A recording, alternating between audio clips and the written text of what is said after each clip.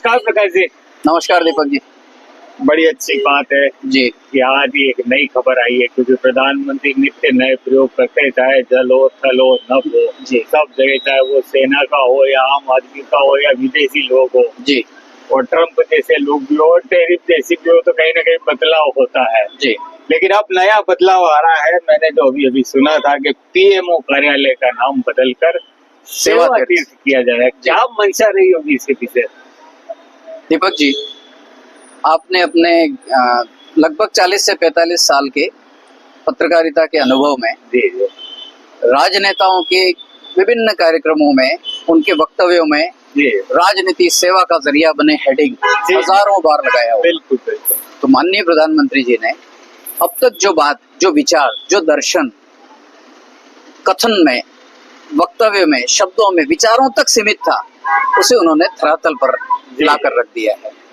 मंशा, मकसद स्पष्ट है कि जिस स्थान को हम आध्यात्मिक शब्दावली के साथ जोड़ देते हैं, तो कभी कोई दुराग्रही या दुष्प्रवृत्ति की मानसिकता रखने वाले व्यक्ति का भी वो शब्द कानों में पड़ते ही मन बदल जाता है, मानसिकता बदल जाती है। लेकिन यहाँ मेरे को एक चीज सामने आती है, जब आप इतनी बात करें, अच्छी बात है और स्वाभाविक भी है ये, लेकिन जब मंदिरों में लड्डू बनते हैं और उसके अंदर घोटाले सामने आते हैं, तो आदमी थोड़ा सा, तो क्या ये फिर, तो ये भी एक प्रेरणास्पद है कि जब जहाँ नीतियां बनती हैं, है ना, देश को चलाने वाले कानूनों का निर्माण जहाँ होता है, उस भवन को जब सेवा तीर्थ से जोड़ दिया जाएगा, तो जो तीर्थ क्षेत्र हैं वहां तो इस प्रकार की जो ये वैचारिक प्रदूषण ही कहलाएगा कि प्रसाद में इस तरह की मिलावट और ये चीजें, ये वैचारिक गंदगी है, ये वैचारिक प्रदूषण, वैचारिक बदबू है। ये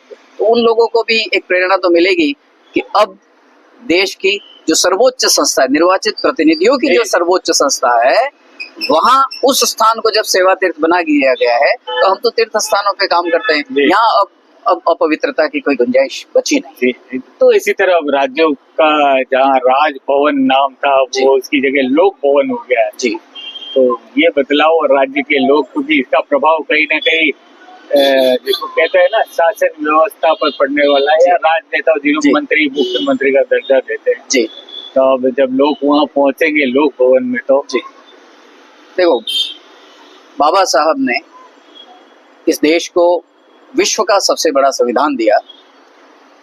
उन्होंने भी संवैधानिक व्यवस्था में लोकतांत्रिक व्यवस्था का उल्लेख किया है। जी जी।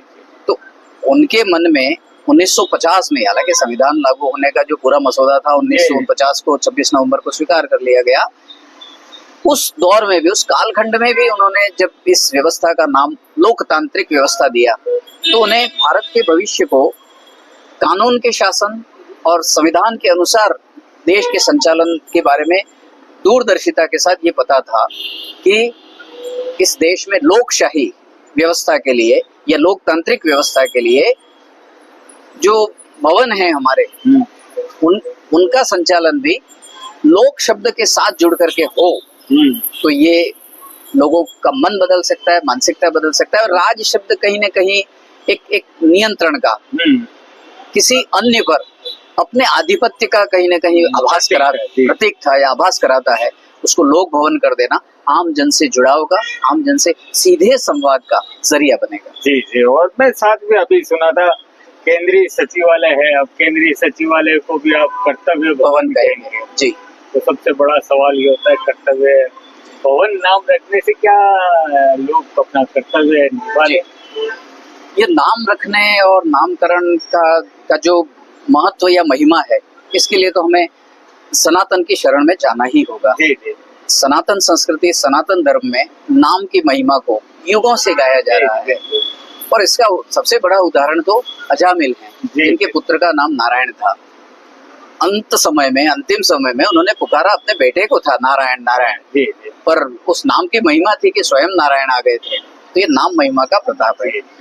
कर्तव्य भवन की बात है तो मुझे गांधी जी का एक बड़ा अच्छा सा, और हर युग में, हर कालखंड में, हर श्रेणी के नागरिक के लिए, फिर वो भारतीय हो या विदेशी हो, उसको अपनाए जाने योग्य एक सूत्र मुझे याद आता है, जो साबरमती आश्रम में बड़ा अच्छे से लिखा हुआ है। गांधी जी ने कहा है कि असल में हक किसी के हैं ही नहीं। जी। सबके अपने फर्ज हैं। अपने फर्ज की दिल से अदायगी के बाद जो नतीजा हासिल होता है वो हमारा हक बन जाता है। तो कर्तव्य भवन नाम के साथ वहाँ जो बैठने वाले, चाहे वो ब्यूरोक्रेट्स हों या राजनेता हों, उनके मन में भी इस बात का आभास सदैव, जिसे अंतरात्मा कहते हैं ना दीपक जी, जिस पर आप भी सबसे जी, ज्यादा बल देते हो, जी। तो अंतरात्मा उनकी उन्हें याद दिलाती रहेगी कि आप जिस स्थान पर बैठे हैं वो केवल पब्लिक डीलिंग का स्थान नहीं है। आम जन या जो भी जरूरतमंद आते हैं उन्हें केवल संतोष पर जवाब दे करके और निवृत्त हो जाने का या कन्नी काट लेने मात्र का स्थान नहीं है, ये कर्तव्य पथ है। तो वहां जाने के बाद उनकी अंतरात्मा भी उन्हें बार बार याद दिलाएगी कि हम यहाँ कर्तव्य निर्वहन के लिए आए हैं। तो दोस्तों, लाल बहादुर शास्त्री जिन्होंने जय जवान जय किसान का नारा दिया था, और यह नारा उन लोगों की जय जयकार था जो अंतिम पंक्ति में बैठे हुए हैं।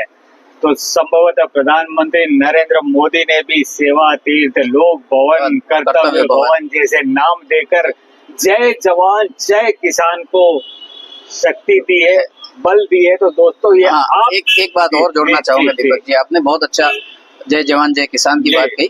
तो माननीय प्रधानमंत्री जी का उद्देश्य यह भी रहा ही होगा इसमें कि हमारा जवान और हमारा किसान अपना कर्तव्य 100% नहीं, मैं 200%, 500% तक कह सकता हूँ, वो निभा रहा है। उन दोनों के प्रति शेष रहे भारतवासियों का, राष्ट्रवासियों का, हिंदुस्तानियों का क्या कर्तव्य है वो निभाने की भी प्रेरणा इस बदलाव से मिल सके। एक जवान अपना कर्तव्य निभाता है हर प्रतिकूलता में, हर प्रतिकूल मौसम में, कमोबेश वही कर्तव्य निर्वहन हर एक प्रतिकूलता में हमारा अन्नदाता भी निभाता है।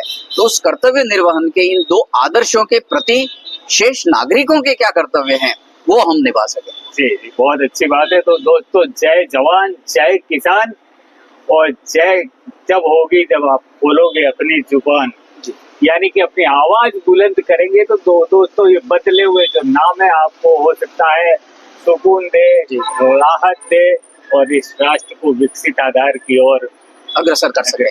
बहुत बहुत धन्यवाद। धन्यवाद दीपक जी, नमस्कार।